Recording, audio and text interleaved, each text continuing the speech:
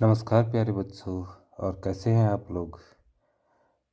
Uttarakhand police constable भर्ती एवं अन्य प्रतियोगी परीक्षाओं के लिए महत्वपूर्ण प्रश्नों की अगली सीरीज में मेरा वीडियो आपके सामने प्रस्तुत है बच्चों।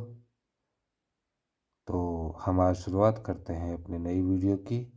लेकिन अगर आपने अभी तक मेरे चैनल को लाइक, सब्सक्राइब, कमेंट या शेयर नहीं किया तो कृपया करने का कष्ट करेंगे। तो अब हम आगे चलते हैं बच्चों।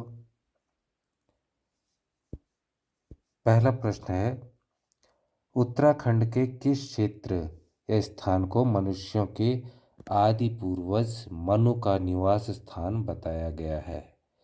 तो बच्चों इसमें ऑप्शन है अलकापुरी, गोविशाण, कालूडांडा या वीरभद्र। बच्चों मनु कौन थे। मनु मनु जो थे बच्चों, ये हमारे सनातन धर्म के अनुसार संसार के पहले पुरुष थे। और ये कहाँ रहते थे, निवास करते थे। ये करते थे अलकापुरी में।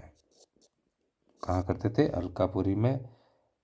ये अलकापुरी जो है हिंदू धर्म की एक पौराणिक नगरी थी, जो किसके लिए, यक्षों, गंधर्वों और धन के देवता कुबेर की नगरी भी इसे माना जाता था। और कहाँ है अलकापुरी।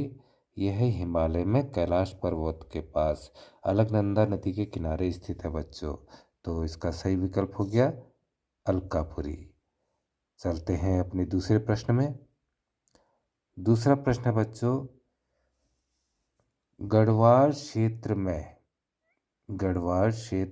में किस स्थान पर वशिष्ठ गुफा, वशिष्ठ कुंड व वशिष्ठ आश्रम स्थित है। तो बच्चों गढ़वाल क्षेत्र में कहाँ पर है ये, ऋषि वशिष्ठ थे ना, तो उनकी गुफा, वशिष्ठ गुफा जहाँ वो निवास करते थे, वशिष्ठ कुंड और वशिष्ठ आश्रम, ये तीनों कहाँ थे। ये सही उत्तर है इसका मृगतुंग में। कहाँ है बच्चों, केदारनाथ के पास है मृगतुंग। केदारनाथ को ही बल्कि जो है मृगतुंग के नाम से जाना जाता था। यद्यपि जो है जो वशिष्ठ गुफा है एक यहाँ ऋषिकेश में भी है, लेकिन मृगतुंग यहाँ पर क्योंकि ऋषिकेश नाम नहीं है और ये तीनों दे दिए गए हैं, वशिष्ठ गुफा, वशिष्ठ कुंड और वशिष्ठ आश्रम। तो ये कहाँ थे, ये थे मृगतुंग आश्रम में बच्चों। तो अब जो है हम आगे बढ़ते हैं अपने प्रश्न में। तीसरा सवाल है बच्चों हमारा कि स्कंद पुराण में गढ़वाल क्षेत्र का वर्णन किस खंड के अंतर्गत आता है। स्कंद पुराण में बच्चों, पुराण होते हैं ना, 18 पुराण है, जैसे क्या क्या है? ब्रह्म पुराण है, गरुड़ पुराण होते हैं, शिव पुराण है, विष्णु पुराण है और स्कंद पुराण है। तो जो स्कंद पुराण है बच्चों, उसमें गढ़वाल क्षेत्र को का वर्णन किस खंड के अंतर्गत आता है। वो आता है हमारा किस खंड के अंदर, केदार खंड। किसके अंदर आता है, केदार खंड, यानी कि गढ़वाल क्षेत्र को केदार खंड भी कहा जाता था बच्चों। ठीक है।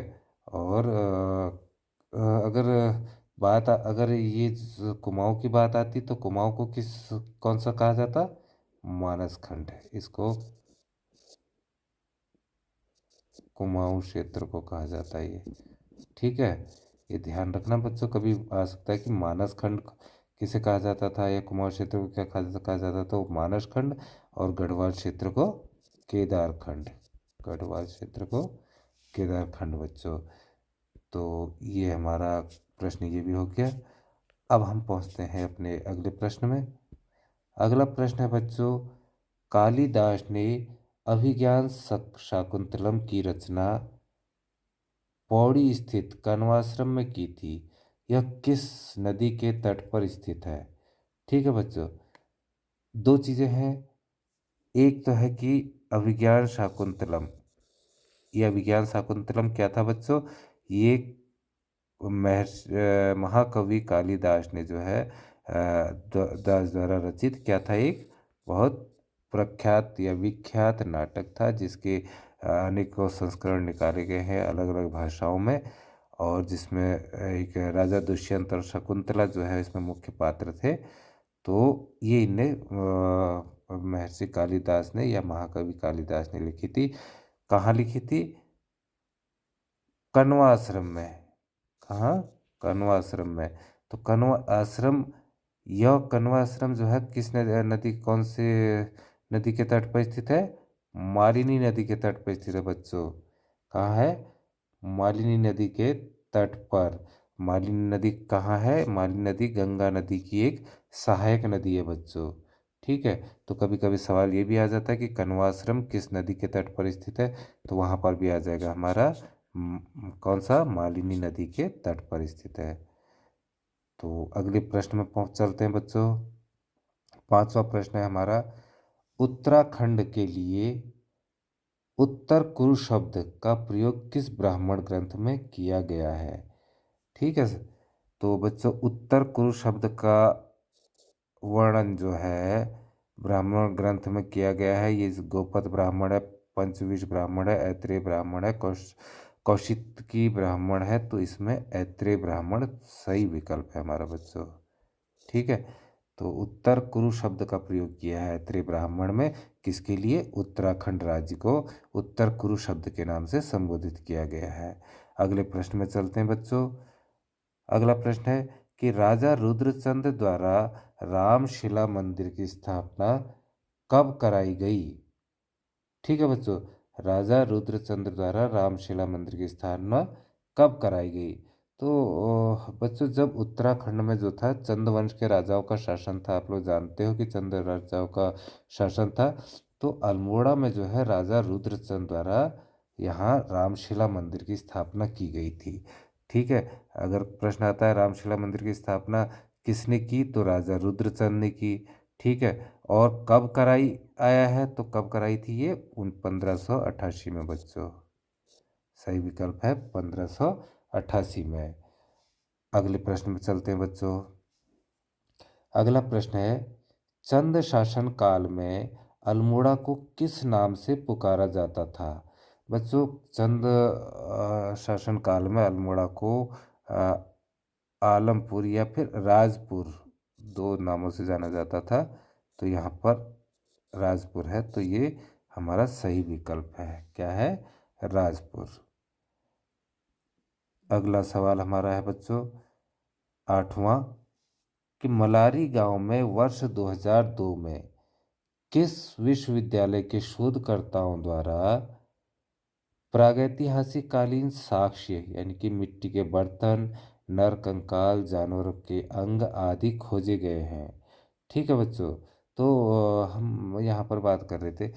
तो प्रागैतिहासिक, पहली चीज है कि प्रागैतिहासिक काल क्या होता है बच्चों? प्रागैतिहासिक काल क्या होता है? प्रागैतिहासिक काल ऐसा काल है जिसका हमारे पास कोई लिखित साक्ष्य नहीं है, कि लिखित साक्ष्य में हमें उसके बारे में कोई जानकारी नहीं मिलती कि यहाँ क्या होता था, कैसा होता था।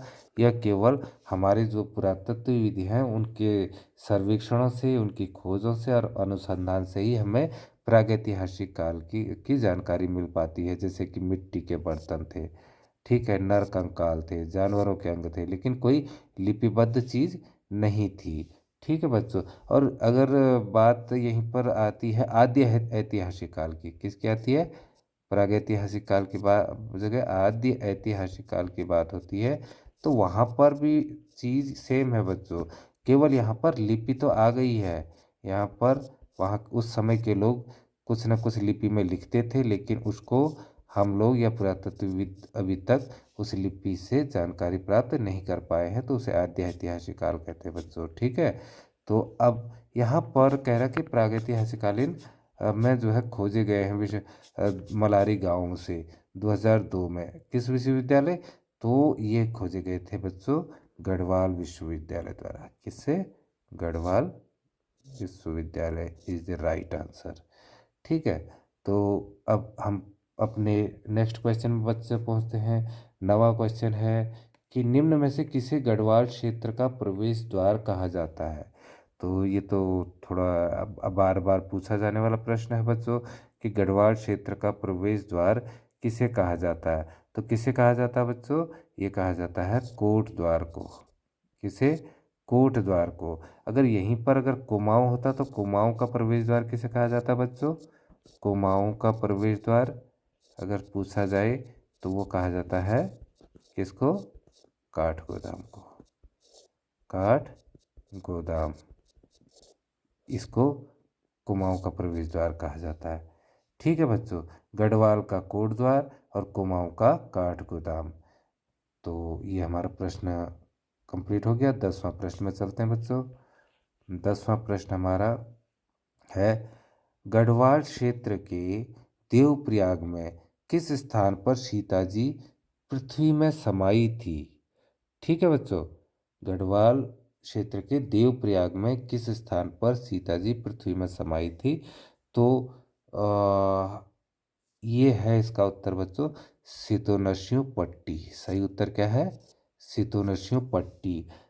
ये जो है पौड़ी जिले के कोट, एक ब्लॉक है कोट, कोट विकास खंड है, तो वहाँ स्थित है सितोनस्यू पट्टी। और एक मान्यता है वहाँ के बच्चों की, जब सीता जी यहाँ पर वनवास के दौरान रह रही थी तो एक दिन कांटेदार झाड़ी में उनका कपड़ा साड़ी वगैरह कुछ फंस गई थी। तो तब से मान्यता ये है कि यहाँ झाड़ियाँ ही नहीं उगती हैं। कहाँ, सितोनस्यू पट्टी में बच्चों। और यहाँ पर एक प्रसिद्ध मेला भी लगता है, उसका नाम होता है मनसार। मनसार नाम का एक प्रसिद्ध मेला भी लगता है यहाँ। कभी अगर सब क्वेश्चन को पूछा जाता है कि मनसार नाम का मेला कहाँ लगता है, तो वो भी सितोनस्यू पट्टी में लगता है बच्चों। है कहाँ ये, बताया मैंने कि जो है गढ़वाल क्षेत्र में है, पौड़ी जिले के कोट ब्लॉक में, कोट विकास खंड में स्थित है। ठीक है बच्चों, हम अब चलते हैं अगले प्रश्न में। 11वां प्रश्न है बच्चों हमारा, निम्न में से किस अभिलेख में मौर्य शासक अशोक द्वारा लोगों से हिंसा त्यागने व अहिंसा को अपनाने की बात कही गई है। तो ये क्वेश्चन इम्पोर्टेंट भी है, आपने पढ़ा भी होगा, सुना भी होगा बच्चों, कि जो कालसी अभिलेख था उसमें ही जो है अशोक ने क्या लिखा है, कलिंग के युद्ध के बाद जो है, जब कलिंग युद्ध से वापस आया तो तभी उनने कालसी अभिलेख लिखा। तो उसमें किसकी बात की गई उनने, कि हिंसा को त्यागने व अहिंसा को अपनाने की बात कही थी। और लास्ट में जो है बौद्ध धर्म भी बौद्ध धर्म अपनाया था अशोक ने। ठीक है बच्चों, तो अब हम चलते हैं अगले सवाल में। 12वां प्रश्न है हमारा कि उत्तराखंड के किस नगर को गेरुए रंग की संस्कृति सभ्यता का नगर कहा गया है। गेरुए नगर की बच्चों, गेरुए रंग की संस्कृति सभ्यता कहा गया, तो वो कहा गया है हरिद्वार को। ठीक है, तो राइट आंसर है हरिद्वार बच्चों। ठीक, अब हम अपने 13वें प्रश्न में चलते हैं। 13वां प्रश्न बच्चों, कुमाऊं क्षेत्र के अल्मोड़ा स्थित किस स्थान से यक्षों के निवास के साक्ष्य मिले हैं। ठीक है, तो यक्ष गंधर्व वगैरह जो है ये होते थे पहले। तो बच्चों, यक्षों के साक्ष्य, यक्षियों की निवास मतलब यक्ष जहाँ रहते थे। ठीक है, जैसे कि महाभारत में युधिष्ठिर को जो है जब चारों पांडव मारे गए थे, पानी से प्यास व्याकुल थे और पानी पी करके स्वर्ग सिधार गए थे, तो वहाँ पर भी युधिष्ठिर को जो यक्ष मिले थे उसी प्रकार के होते हैं यक्ष। तो इनका निवास स्थान कहाँ है अल्मोड़ा स्थित में, जाखन देवी मंदिर में है बच्चों। कहाँ, जाखन देवी मंदिर अल्मोड़ा मार्केट से थोड़ा इधर ही है।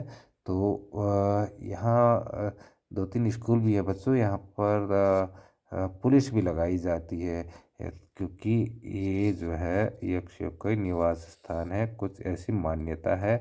और कुछ ऐसा हुआ होगा जिस कारण यहाँ पुलिस का भी जो पहरा दिया जाता है।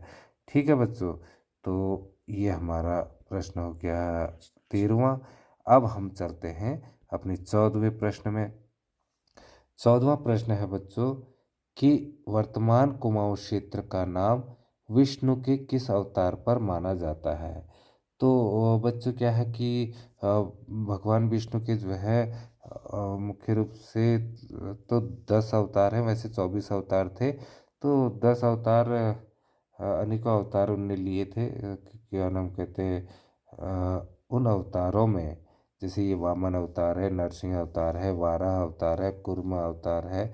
ठीक है बच्चों, परशुराम का अवतार है और राम जी का अवतार है। तो ये सब उनके मुख्य अवतार थे। तो अब कह रहा है कि कुमाऊं क्षेत्र का नाम विष्णु के किस अवतार पर माना गया है। बच्चों देखो, कुमाऊं कुमाऊं को कूर्मांचल कहा जाता था, और कूर्मा अवतार यानी कि कच्छप अवतार, कछुए का अवतार भगवान विष्णु ने लिया था, उन्हीं के नाम पर जो है इनका कुमाऊं का नाम रखा गया। इस समय क्या था कि क्या नाम कहते हैं, इन्होंने कवच पर अपने मंदार पर्वत को संभाला था बच्चों। ठीक है, मंदार पर्वत को भगवान विष्णु ने अपने कवच के ऊपर रख ले लिया था, और पृथ्वी को भी संभाला था, पृथ्वी को रसातल में जाने से यानी कि पाताल लोक में जाने से बचाया था। तो ये भी इसका 14वां प्रश्न का हमारा उत्तर कूर्मा है। अब हम चलते हैं 15वें प्रश्न में बच्चों। 15वां प्रश्न है हमारा कि वह काल जिसके अध्ययन के लिए साहित्यिक स्रोत उपलब्ध हैं लेकिन उसको अभी तक पढ़ा नहीं जा सका है, क्या कहलाता है। ये मैंने पीछे बताया था बच्चों, वही प्रश्न आ चुका है कि वह काल जिसके अध्ययन के लिए साहित्यिक स्रोत तो उपलब्ध हैं, साहित्य है यानी कि साहित्य क्या है, लिपिबद्ध होगा। तो साहित्य लिपिबद्ध होगा तो वो उपलब्ध तो है लेकिन उसको अभी तक पढ़ा नहीं जा सका है, तो क्या कहलाता है। मैंने बताया था बच्चों कि प्रागैतिहासिक काल में तो साहित्य है ही नहीं, साहित्यिक स्रोत मिले ही नहीं। तो और दूसरी कहा था मैंने आद्य ऐतिहासिक काल। तो आद्य ऐतिहासिक काल, ठीक है, ये इसका सही उत्तर हो गया बच्चों। यहाँ के बाद हम अगले प्रश्न में चलते हैं। हमारा प्रश्न है 16वां प्रश्न। तो वो क्या है, केदारनाथ को प्राचीन ग्रंथों में किस नाम से संबोधित किया गया है। तो मैंने अभी बताया था बच्चों, मृगतुंग जो है, मृगतुंग की बात की गई थी कि केदारनाथ को ही मृगतुंग कहा जाता है करके। तो यहाँ पर केदार आ गया है मृगतुंग, देखिए सही उत्तर आ गया मृगतुंग बच्चों। ठीक है, ये क्या केदार घाटी में ही स्थित है। अगला प्रश्न 17वां, निम्न में से किस स्थान से राजकुमारी ईश्वरा का शिलालेख प्राप्त हुआ।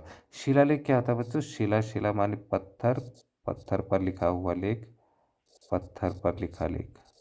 ठीक है, पत्थर पर जो लेख होता है उसको हम शिलालेख कहते हैं। जैसे शैल चित्र थे चट्टानों पर, हम पिछले वीडियो में बात की थी कि शैल चित्र चट्टानों पर बने हुए चित्रों को कहते हैं, वैसे ही शिलालेख होते हैं। तो पत्थरों पर लिखे गए लेखों को हम शिलालेख कहते हैं बच्चों।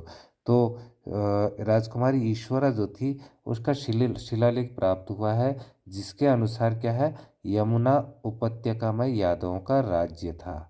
उनके अनुसार यमुना उपत्यका में यादवों का राज्य था। तो रानी ईश्वरा जो थी बच्चों, वो सिंहपुर की रानी थी, और जिसने ये शिलालेख जो अब लिखा था वो अपने पति चंद्रगुप्त, जो कि उस समय जालंधर के नरेश हुआ करते थे, नरेश माने राजा हुआ करते थे। तो वो जो है हाथी से गिर गए थे, उनकी मृत्यु हो गई थी। उसके बाद ही जो है उन्होंने ये शिलालेख लिखवाया था। और कहाँ लिखवाया था बच्चों ये शिलालेख, रानी ईश्वरा ने, उसने लिखा था राजकुमारी ईश्वर ने लाखा मंडल में। कहाँ, लाखा मंडल में। ठीक है, तो हम अगले प्रश्न में चलते हैं बच्चों। अगला प्रश्न है हमारा, जोशीमठ का प्राचीन नाम क्या था। तो जोशीमठ का प्राचीन नाम क्या था बच्चों, जो वहाँ पहले जोशीमठ में जो है ज्योतिषियों की भरमार होती थी। किसकी, ज्योतिषियों की। तो ज्योतिष माने ज्योतिषी हुए, और पुर माने आवास, यानी कि ज्यो ज्योतिषियों का आवास ज्योतिषपुर कहलाता था। तो सही उत्तर है, जोशीमठ का प्राचीन नाम क्या था बच्चों, ज्योतिषपुर था। हम अपने अगले प्रश्न में चलते हैं। प्रश्न 19 है, महाभारत काल में कुनिंद शासक सुबाहु की राजधानी क्या थी। ठीक है बच्चों, तो ये क्या थी, सुबाहु की राजधानी वो थी श्रीनगर। क्या थी, क्या थी बच्चों, श्रीनगर। अब ये श्रीनगर कौन सा था? श्रीनगर बच्चों, श्रीनगर कौन सा था? ये था आपका पौड़ी वाला श्रीनगर। एक होता है ना जम्मू वाला श्रीनगर, तो ये पौड़ी गढ़वाल वाला, पौड़ी पौड़ी गढ़वाल ये वाला था। ठीक है बच्चों, तो ये हो गया आपका सुबाह की राजधानी। अब हम चलते हैं बच्चों 20वें प्रश्न में अपने। 20वें प्रश्न है, अमोघ भूति की रजत व ताम्र मुद्राओं के अग्रभाग पर प्राकृत भाषा में राग कुनिंदस अमोघ भूतिश महाराजस के साथ निम्न में से किसका अंकन था? ठीक है बच्चों, अमोघ भूति की रजत, रजत माने चांदी को कहते हैं। रजत किसको कहते हैं बच्चों? चांदी को कहते हैं।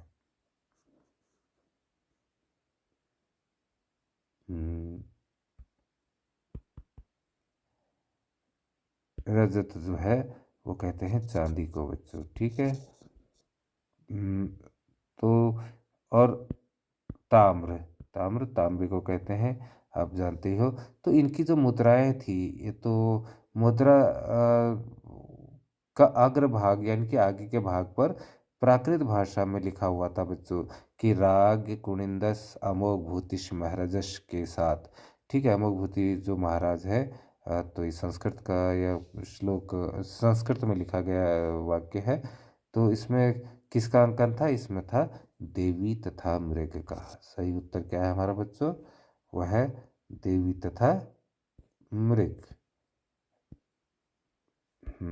देवी तथा मृग, ये जो है इसका सही उत्तर है बच्चों। अब हम पहुंच चलते हैं अपने अगले प्रश्न में।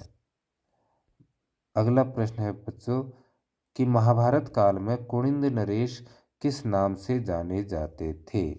ठीक है बच्चों, तो कुनिंद नरेश जो है वो किस नाम से जाने जाते थे?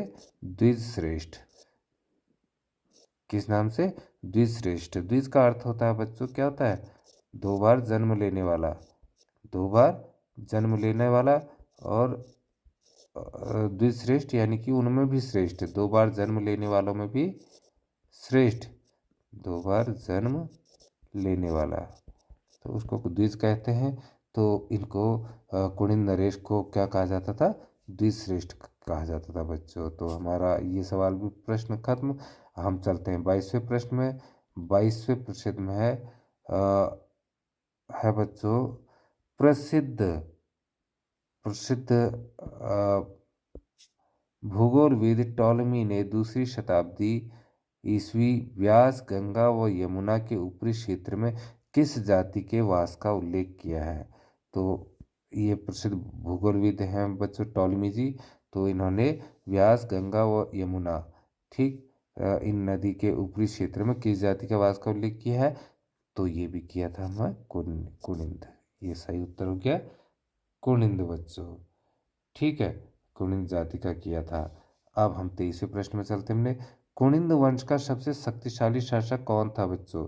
अभी हमने बात भी की थी, ये आपने यहाँ पर हमने इनकी बात की थी कि जो है उसमें क्या लिखा था?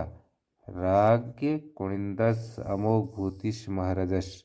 ठीक है, तो ये ताम्र और जो है रजत मुद्राओं में जो है इनका वो होता था। तो ये बहुत ही शक्तिशाली राजा थे हाँ हमारे। तो इनका सही उत्तर हो गया हमारा कौन सा बच्चों? अमोघ भूति। सबसे शक्तिशाली शासक कौन सा हो गया? अमोघ भूति। अगले प्रश्न में चलते हैं अपने। तो हमारा अगला प्रश्न है बच्चों कालसी अभिलेख में उत्तराखंड के लिए किस शब्द का प्रयोग किया गया है? तो अनेक अनेक कालों में अलग अलग नाम से उत्तराखंड को जाना गया है। तो ये कालसी अभिलेख जो कि सम्राट अशोक ने लिखवाया था, तो इसमें इनका नाम उत्तराखंड को अपरांत नाम से जाना जाता है बच्चों। ठीक है, तो ये अब बस सही उत्तर हो गया। अब हम आज का हमारा अंतिम प्रश्न है बच्चों कि कालसी अभिलेख किस वंश से संबंधित है। अभी मैंने बताया था यहाँ पर कि अशोक ने लिखवाया था। अशोक कहाँ का शासक था? अशोक किस वंश का था बच्चों? अशोक था मौर्य वंश का। तो सही उत्तर है अशोक मौर्य यानी कि मौर्य वंश। तो कालसी अभिलेख भी किससे संबंधित है?